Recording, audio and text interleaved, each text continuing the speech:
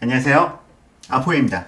지난 방송에서 제가 서울의 거래량 위축 현상이 매우 심각하다라고 말씀을 드렸어요. 서울만이 아니라 수도권 일부 지역들마저도 지금 거래량이 상당히 위축되어 있는 상황인데요. 지금 지난 방송을 갖다 혹시 안 보시고 지금 이 방송을 갖다 시청하고 계신다면은 지난 방송을 먼저 한번 보시고 그리고 이번 방송을 보시는 게 좀 더 이해가 쉽지 않을까 싶은 생각이 듭니다.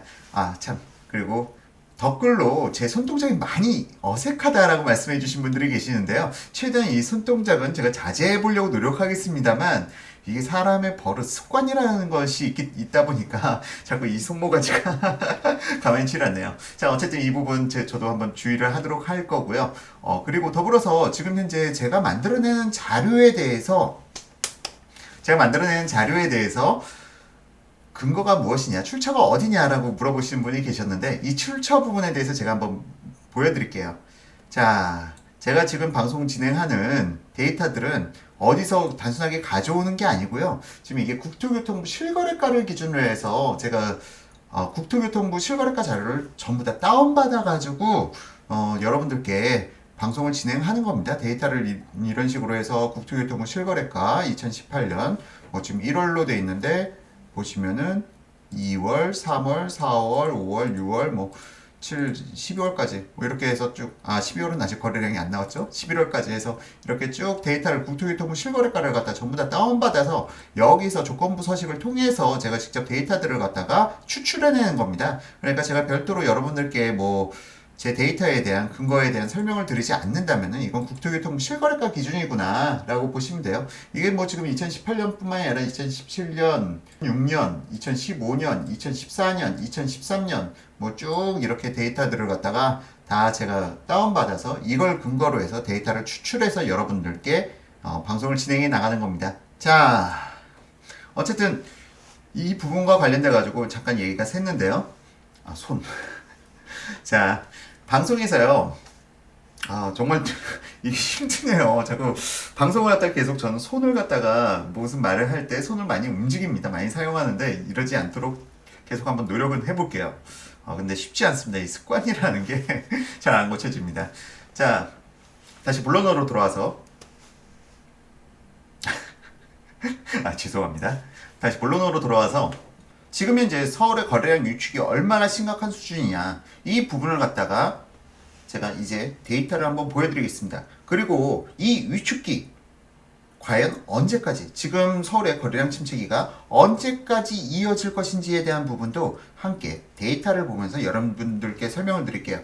또한 지금의 위축기가 어느 정도 심각한 것인가 라는 부분, 마지막으로 이러한 위축기 때 매수 전략, 매도 전략 어떻게 삼아갈 것인지까지 오늘 방송에 한번 알차게 담아보도록 하겠습니다. 자, 그럼 본격적으로 오늘 방송 시작할 거고요. 여러분들께서 말씀해 주신 부분 최대한 반영해서 방송을 이끌어 나가도록 하겠습니다. 자, 그럼 오늘 방송 본격적으로 시작하도록 하겠습니다. 자, 지금 앞서 제 모든 데이터들은 국토교통부 실거래가 기준으로 해서 여러분들께 설명드리는 거라고 말씀드렸는데요. 국토교통부 실거래가 자료가 실제 거래량을 갖다가 100% 반영하고 있지는 못합니다. 제가 서울시 부동산 취득세 관련돼 가지고 자문위원인데요. 실제 거래량 대비해서 국토교통부 실거래가에서 설명해주는 자료는 실제 거래량이 한 7, 80% 수준에 불과하더라고요. 그 부분이 있다는 점, 그러니까 모든 거래량이 반영된 건 아니다 라는 부분은 감안하고 이 데이터를 갖다가 보는 겁니다. 하지만 전체적인 추세라는 부분에 있어서는 언제는 실거래가를 갖다가 90% 공개해주고 언제는 한 50% 공개해주고 그런 건 아니기 때문에 이 추세를 갖다 바라보는 데 있어서 참고 자료로는 아주 유용한 자료라고 볼 수가 있겠죠. 실제 우리나라 설문조사 기관들 샘플 대상을 갖다가 우리나라 국민 전체에 대해서 다 설문조사를 하는 게 아니라 5,000명, 1만 명, 그 정도의 숫자만 가지고 설문조사해서 설문조사 결과가 나타나는 것보다는 훨씬 더 정확도가 높다고 할 수 있겠죠. 실제 거래량의 그래도 7, 80% 정도는 반영되고 있으니까요. 자, 그럼 이제 각설하고 본격적으로 한번 차트를 보시면서 지금 현재 부동산 거래량 얼마나 위축되었는가 라는 부분, 지난 14년간의 거래량을 통해서 한번 여러분들께 명쾌하게 설명해 드릴게요. 자, 지금 보시는 자료가 2006년부터 2018년 11월까지 지금 실제 국토교통부 실거래가에 등재된 실거래량입니다. 서울시 기준이고요. 서울시 기준으로 해서 2006년 1월달부터 2018년 10월달까지 지금 현재 거래량을 갖다 표기했고요.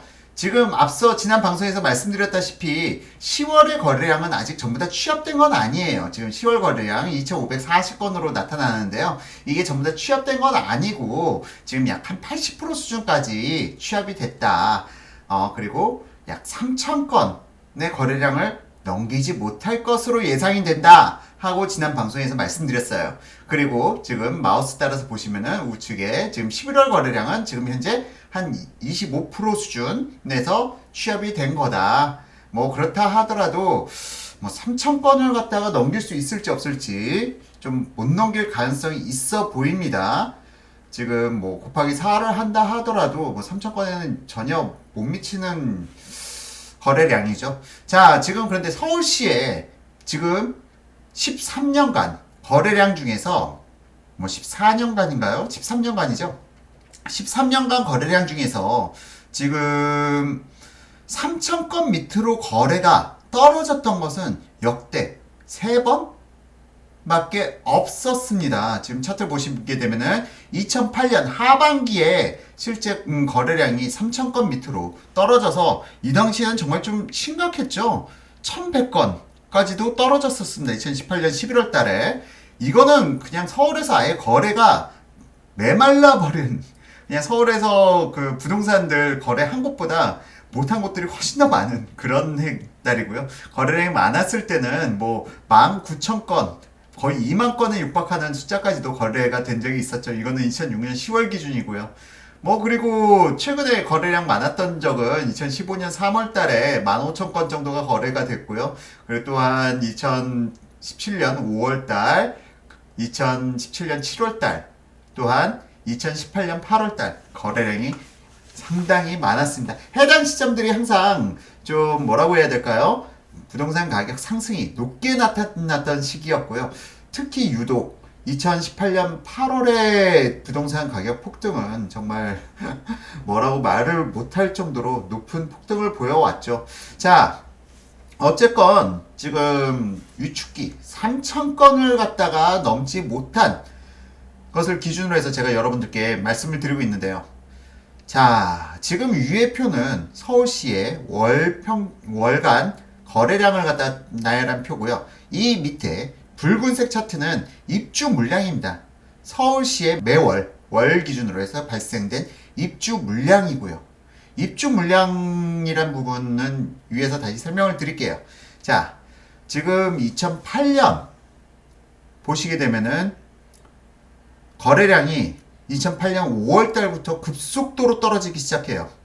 2008년에 무슨 일이 있었냐? 일단 2008년도는 MB, 그러니까 이명박 대통령이 당선된 시기고요. 이명박 대통령이 당선되면서 다시 이명박 대통령은 건설회사 출신이기 때문에 부동산을 살려줄 거야 라는 기대감으로 거래량이 다시 상승해가는 모습을 보였지만 갑자기 2008년 5월 달부터 거래량이 감소해가기 시작하더니 2008년 8월 달에 서울시의 월간 거래량이 3,000건 밑으로 떨어지는 상황이 발생됩니다. 자, 이때 마침 공교롭게 미국발 금융위기 리먼 사태가 터졌죠.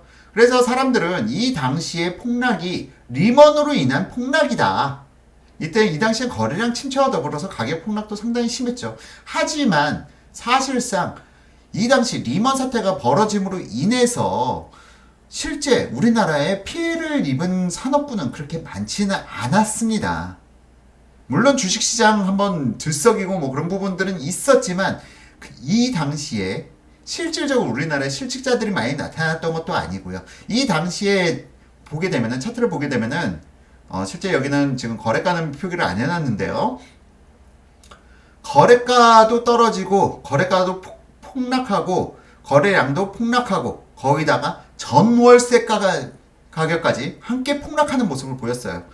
그 이유가 단순하게 리먼이라고 설명하기에는 좀 무리가 있습니다. 이 당시에 또 무슨 일이 있었느냐? 사실상 전세가가 폭락한다 라는 부분은 IMF 정도의 금융위기가 와야 전세가가 폭락하는 거고요.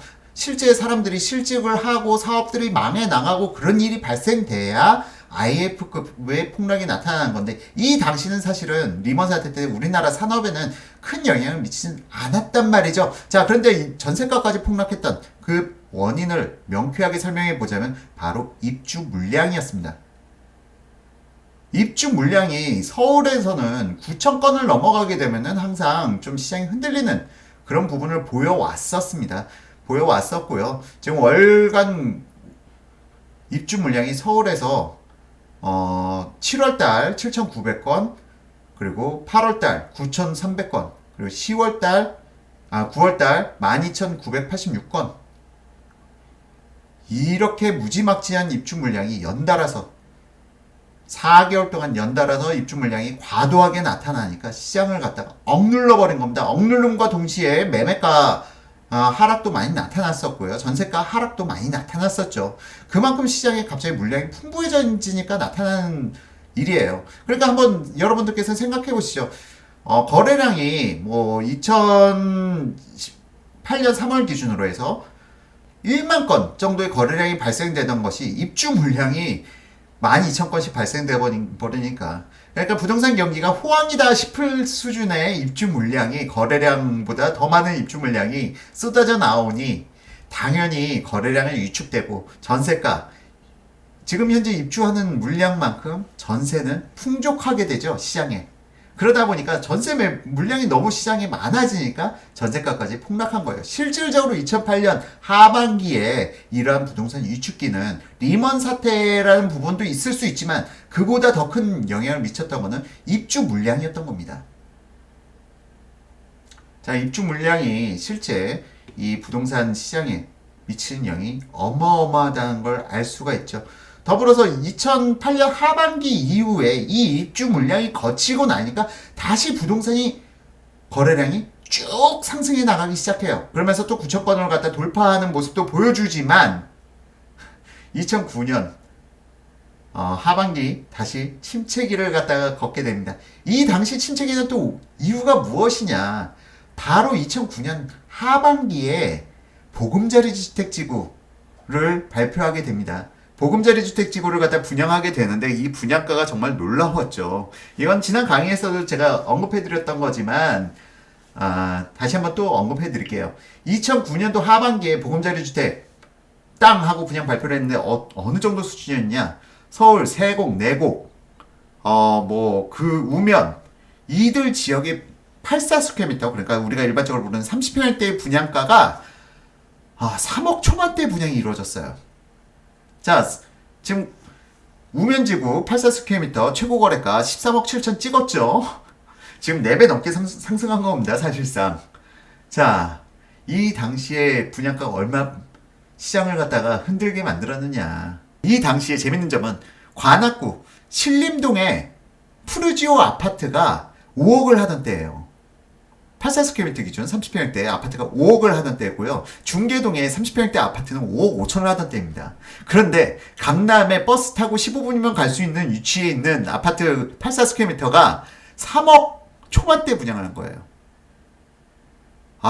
사람들 완전히 돌아버리죠. 자, 그런데 더 큰 문제는 이 보금자리 지구가 한 번으로 끝난 게 아니라는 거. 27차인가 26차까지 보금자리 지구가 쭉 계속 연달아서 발표가 됐어요. 또한 보금자리 주택지구는 분양할 때 사전 분양을 받았어요.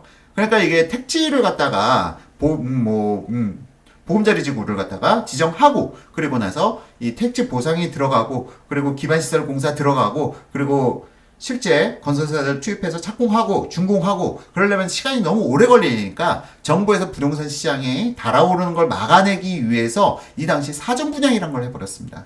그리고 나서 보금자리 지구가 이게 한번 땅 하고 끊기지 않도록 보금자리 지구를 지속해서 발표를 했어요. 여러분들께서 아시는 지역들, 뭐 다산 신도시라든가 아니면은 하남 미사, 항동지구, 뭐 지금 이런 지역들 상당히 여러분들께서 아시는 것보다 많은 지역들이 보금자리 주택지구였죠. 그러면서 그린벨트를 풀어서 그린벨트, 원래 그린벨트 자연녹지 지역, 이쪽 지역은 개발이 불가능한 땅을 갖다가 토지 보상을 통해서 여기를 갖다가 2종, 3종, 상업지구 그렇게 개발을 해버리니 이 땅을 갖다가 원래는 개발할 수 없는 땅을 갖다가 개발함으로 인해서 이 땅이 원래는 가격이 상당히 저렴했던 땅이 갑자기 노른자의 땅인 땅으로 바뀌는 그런 결과를 갖다가 갖게 되었고요. 그럼으로 인해서 낮은 분양가, 낮은 토지가에다가 낮은 분양가를 갖다가 적용시킬 수가 있었던 겁니다. 자, 그런 부분 때문에 이 당시 2009년 이후로는 사람들이 아예 집을 새로 살 의욕을 갖다가 잃게 만든 시기였습니다. 그러다 보니까 또다시 거래량이 3,000건 밑으로 떨어지는 시기를 거치지만 이 부분도 사실상 과도한 시장의 공포가 적용되었던 거죠. 3,000건 밑으로 거래량이 떨어졌던 건 시장이 과도하게 공포에 취해 있다라는 걸 갖다가 말하고요. 이 당시에 사람들이 집을 사지 않다 보니까 한번 조금만 더 기다려볼까, 조금 더 기다려볼까 하면서 3,000건, 거래량 3,000건 밑으로 떨어지는 거는 가격 하락의 시기가 나타난 시점입니다. 이 당시 가격 하락이 나타났었고요. 더불어서 가격 하락이 나타남과 동시에 급매물들은 항상 소진되게 돼 있어요. 가격을 낮추면은 급매물은 항상 거래가 됩니다. 이 당시 급매물들만 거래되다 보니까 급매물들이 소진되어 나가면서 다시 물량들이 급매물들이 거치고 다시 가격이 정상의 과정을 갖다가 거쳐가면서 다시 거래량이 늘어났지만 자, 다시 한번 또 3,000건 밑으로 떨어지는 일이 발생돼요. 2012년 하반기죠. 2012년 하반기에 또 거래량이 3,000건 밑으로 떨어진 이유는 무엇이냐? 자, 이 당시엔 무슨 일이 발생되느냐? 바로 세종시 및 혁신도시로 공무원 및 공공기관이 전부 다 지방으로 이전하던 시기였습니다. 자, 이 시기를 갖다 사람들은 그게 뭐 얼마나 돼? 실질적으로 이 당시에 내려간 사람들이 얼마나 되겠어? 라고 하지만 실질적으로 이 당시 서울시의 한 달 주택거래량은 3,000건 안팎에 불과했었는데 여기에 실제 과천에 있는 정부청사를 포함해서 각 공공기관, 한전, 수자원공사라든가 뭐 여러 개의 공공기관들이 있어요. 그 공공기관들을 갖다가 다 지방 혁신도시로 본사로 옮겨버렸단 말이죠. 그렇게 해서 이동한 가구만 5만 가구가 넘어갈 것으로 추산됩니다. 자, 5만 가구의 물량이 갑자기 이 사람들이 집을 팔거나 이주를 하게 됨으로 인해서 그만큼 어떻게 되죠? 전세가 풍족해지게 되죠. 이 사람들이 가구를 이전했다면 전세가 풍족해지거나 더구나 매물이 시장에 늘어나면서 실제 가격이 하락을 이끌었던 게 바로 2012년의 하락이었던 겁니다.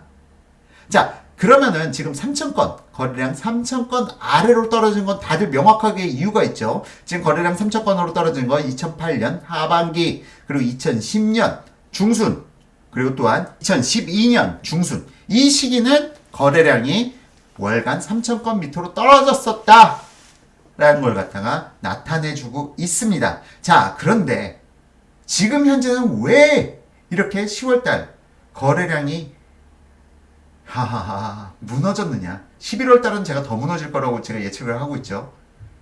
자, 이 부분이 바로 2018년 12월에 막대한 입주 물량입니다. 자, 입주 물량 제가 말씀드렸죠. 서울에서 9,000건 이상의 입주 물량이 발생되면은 사실은 9,000건도 아니에요. 5,000건 이상 입주 물량이 발생된 시기에는 항상 부동산 시장이 흔들려 왔습니다. 5,000건 이상 입주 물량이 발생되면은 전세가든 매매가든 영향을 미쳐요. 왜 그러느냐? 당연하죠. 이 입주하는 아파트만 문제가 생기는 게 아니라 이 아파트로 이전하려는 사람들이 물량이 기존에 살던 주택을 갖다가 매도하거나 아니면 전세를 놔야 된단 말이죠. 그럼 그 물량들이 새로운 임차인을 구하거나 새로운 매수인을 구해야 하기 때문에 해당 입주 아파트 단지는 아무 상관이 없다 하더라도 주변 시장은 가격이 하락할 수밖에 없는 그런 상황에 놓이게 됩니다. 그러니까 주택 시장은 수급이에요. 물량이 많으면 물량 앞에 장사가 없습니다. 그 부분이 바로 입주 물량이 또 한 몫을 하고 있는 거고요. 자, 지금 보시게 되면은 지금 3,000건 밑으로 거래량이 빠진 시점들에서 2008년 하반기 이 부분이 입주 물량으로 인해서 이렇게 빠진 거다라고 설명을 드렸는데, 자, 지금의 상황이 바로 2018년 12월 달에 막대한 입주 물량으로 인해서 지금 제가 2018년 12월은 아마 시장이 더 위축될 가능성이 높다라고 말씀을 드린 거예요. 자, 3,000건 밑으로 거래량이 떨어졌는데 지금 11월 달에는 아마 10월 달보다 거래량이 더 위축될 거고요. 12월 달에는 이보다 더 위축될 가능성이 있습니다. 물론 헬리오시티 입주가 지금 헬리오시티 제가 설명을 생략했는데요. 헬리오시티 지금 입주 물량이 9,520세대입니다. 헬리오시티 단일 단지로 9,520세대고요. 그리고 더불어서 해당 시점 2018년 12월 달에 총 입주 물량은 13,000가구 정도 돼요. 그런데 헬리오시티가 지금 입주를 하더라도 2018년 12월 30일 그때쯤 입주가 가능하다고 해요. 근데 그마저도 지금 확실한 건 아닙니다. 그 조합에 문제가 있어가지고 그 부분 때문에 입주가 1월 달로 미뤄질 수는 있긴 하지만 지금 이미 헬리오시티의 전세 거래라든가 아니면은 매매 거래 이런 부분으로 인해서 시장은 지금 타격을 어느 정도 받고 있는 상황이다라고 볼 수가 있어요. 자, 그렇다면 지금의 상황이 어느 정도 어느 때의 부동산 침체와 가장 유사한가를 갖다 살펴봤을 때 2012년 3,000건 밑으로 부동산 거래 침체가 나타난 것은 바로 행정복합도시 및 혁신도시로의 공무원 및 공공기관 이전으로 인해서 발생된 부분이라고 말씀드렸고요. 그리고 2010년 이 당시 시점은 사실상 보금자리 주택지구의 말도 안 되는 턱없이 낮은 분양가로 인해서 발생된 시점이었다. 거기다 뭐 사전 분양까지 해대니 지금 뭐 당연히 이 당시에는 뭐 재간이 없었다. 그리고 또 한번 2008년 하반기의 침체는 입주 물량으로 인한 것이었다 라고 제가 말씀을 드렸어요. 자, 그러면 지금 가장 비슷한 침체는 2012년의 침체도 아니고 2010년의 침체도 아니고 바로 2008년 하반기 침체와 지금 현재의 침체가 상당히 유사한 것으로 여러분들께서 보실 수가 있을 거예요.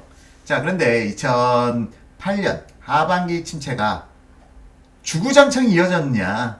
아니죠. 입주 물량들이 폭발적으로 나타나기 시작하니까 이 입주 물량으로 인해서 이 붉은색 차트 동일 시점으로 해서 맞춰봤는데요. 이 입주 물량으로 인해서 거래량이 기존 주택시장 부동산 거래량이 폭감을 했어요.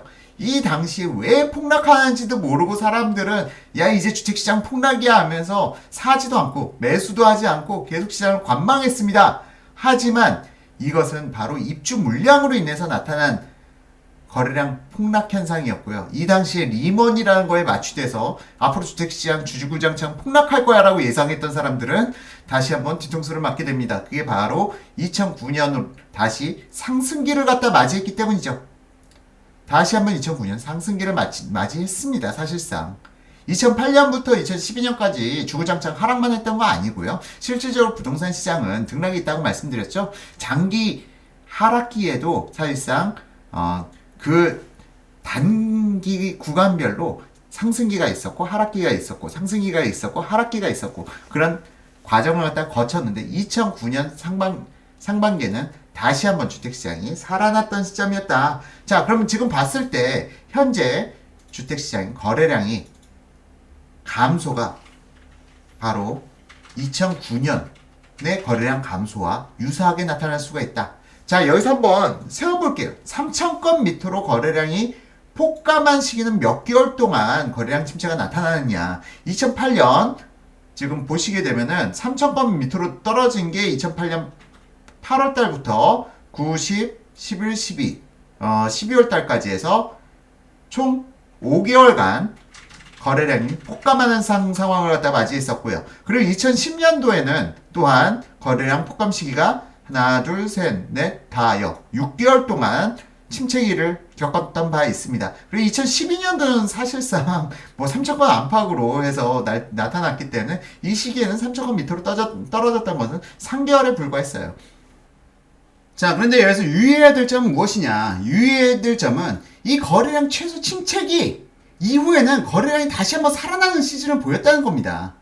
지금 2008년 하반기에 거래량 침체기가 나타났지만 2009년 상반기에 다시 거래량이 살아나는 시즌을 맞이했고요. 2010년 역시도 거래량 침체기가 나타났지만 이후에 다시 또 살아나는 모습을 보였습니다. 자, 2012년도 마찬가지예요. 자, 거래량이 과도하게 3,000건 밑으로 침체한다는 것은 뭘 의미하느냐? 시장이 과도한 공포에 휩싸여 있다. 그 시점에서는 사람들이 주택시장을 안 쳐다보지만 이 당시 급한 급매물들이 소진되어 나가면서 다시 한번 거래량은 살아나는 그런 패턴을 갖다 보이게 되어 있습니다. 자, 그러면은 2008년 하반기가 지금 상황과 가장 유사하다고 말씀드렸는데요. 이 시즌이 6개월 동안 3,000건 밑으로 떨어진 때였어요. 그리고 입주 물량이 지속적으로 많았죠. 자, 그럼 2018년 입주 물량은 어떻게 나타나느냐? 2018년 입주 물량 잠시만요. 이거는 제가 대우건설 푸르지오에다가 올렸던 칼럼인데 지금 이거는 뭐 다음 주에 발행될 대우건설 푸르지오에 나오는 칼럼 내용입니다. 자, 2018년은 지금 12월달 입주 물량이 또 13,000건을 넘어가는 상황을 갖다가 맞이합니다. 그리고 2월달에 또 거의 8,000건에 육박하는 입주 물량이 있어요. 뭐 입주 물량 쭉 보시면은 뭐 12월부터 2월달까지 이렇게 쭉 많은 입주 물량들이 있고요. 그리고 나서 3, 4, 5월달 다시 소강기를 맞이하게 돼요. 그러니까 지금 사실상 제가 2018년 12월보다는 2019년 1월 혹은 2월 달을 노려라라고 말씀드리는 게 이 당시에 부동산 침체가 가장 극대화되는 시점일 거라고 저는 한번 예상해 봅니다. 그렇기 때문에 지금 주택을 갖다가 매도를 갖다 원하시는 입장에서는 지금 현재 매도를 갖다가 포기하시는 게 차라리 나아요. 이 방송을 보셨다면 부동산 매도 4월 달까지는 거의 힘들겠구나. 차기 매도 시점은 5월 이후로 보셔야 경제적 손실을 보지 않을 가능성이 높고요. 또한 매수를 희망하신다면은 지금 12월 달보다는 시장의 공포가 극대화되는 시점은 1월 달 혹은 2월 달이 될 겁니다. 이 공포가 극대화되는 시점, 이때 매수를 하시면은 가장 좋은 조건으로 매수를 하실 수가 있는 것이죠. 자, 지금 이거는 대우건설 푸르지오에 넘겨야 될 원고라 지금 여러분들께 보여드리면 안 되는데 제가 별도의 차트를 준비한 게 없어서 좀 이거는 자, 넘기도록 하겠습니다. 다시 본 차트로. 자, 다시 한번 말씀드리지만 부동산 공포 최대로 높아지는 그러니까 고조되는 시점은 내년 1월달 혹은 2월달 정도가 될 거고요. 3, 4월달부터 회복기가 나타날 것으로 저는 예상하고 있습니다. 그렇기 때문에 여러분들께서 주택을 내가 진짜 바닥에서 잡고 싶다라고 생각하신다면은 한 1, 2월 달을 노려보시는 게 어떨까 싶고요. 반대로 그래도 지금도 나는 괜찮다고 생각해 하면은 뭐 12월 달을 노려보시는 것도 뭐 말리지는 않겠습니다. 이거는 또 지역별 편차가 있을 수 있기 때문에 이건 여러분들의 판단을 존중해 드려야 되고, 또한 이거는 제 예측일 뿐입니다. 이 제 예측을 갖다 맹신하시기보다는 여러분들도 한번 주변 여러분이 매수하고자 하는 지역의 부동산들을 돌아다니면서 급매물 위주로 한번 여러분들께서 접근해 보시면 어떨까 싶어요. 그리고 부동산 시세라는 걸 갖다가 맹목적으로 믿지 마세요. 국토교통부 실거래가 사이트 들어가면은 최근 실거래가가 얼마에 나왔는지 다 나타납니다. 부동산에서 절대 시세 묻지 마시고요. 국토교통부 실거래가를 갖다 확인한 상태에서 거기서 가격을 더 할인 깎는 걸로 가셔야지, 요즘 부동산의 매물들 다 어차피 매도인들도 매수인이 얼마 깎아달라고 하면 깎아줘야지 하는 그런 마인드 조금씩은 다 가지고 있습니다. 그렇기 때문에 지금 부동산에서 부르는 매도 호가를 믿으시기보다는 국토교통부 실거래가를 참고 삼아가지고 거기서 가격을 더 쳐나가는 방향으로 해서 저가의 매물을 잡기에는 아주 좋은 타이밍이다. 다만 제 예상으로는 12월보다는 내년 1월달 혹은 2월달이 더 나을 것 같고요. 반대로 앞서 말씀드렸다시피 매도를 희망하시는 분들 지금 아예 시장의 매물 걷어들이는 게 나아요. 지금 아예 매도를 갖다가 하기 아주 어려운 상황이다. 그렇기 때문에 매도를 갖다 희망하신다면은 내년 4월 최소, 난 너무 급해, 하신다면은 한 4, 5월 정도 바라보시고요. 아니시라면은 전 내년 하반기 이후에 매도를 갖다가 진행하시는 게 훨씬 더 경제적으로 유리한 선택을 할 가능성이 높다. 전 그렇게 생각하고 있습니다. 어쨌건 지금 현재 상황에 대해서 지금 6개월을 간다라고 치면은 10, 11, 1, 2, 3, 4, 4월 달까지는 맥시멈 4월 달까지는 3,000건 미만의 거래량 침체가 이어질 수 있다라고 볼 수가 있는 부분이고요.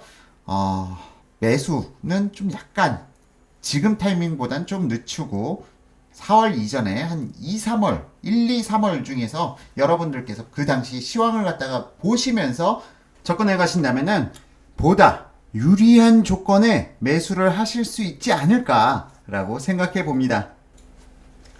자, 여러분 보고 나시니 어떠신가요? 사실 우리가 무언가 현상에 대해서 공포스러워 한다는 건요, 무지에서 나오는 겁니다.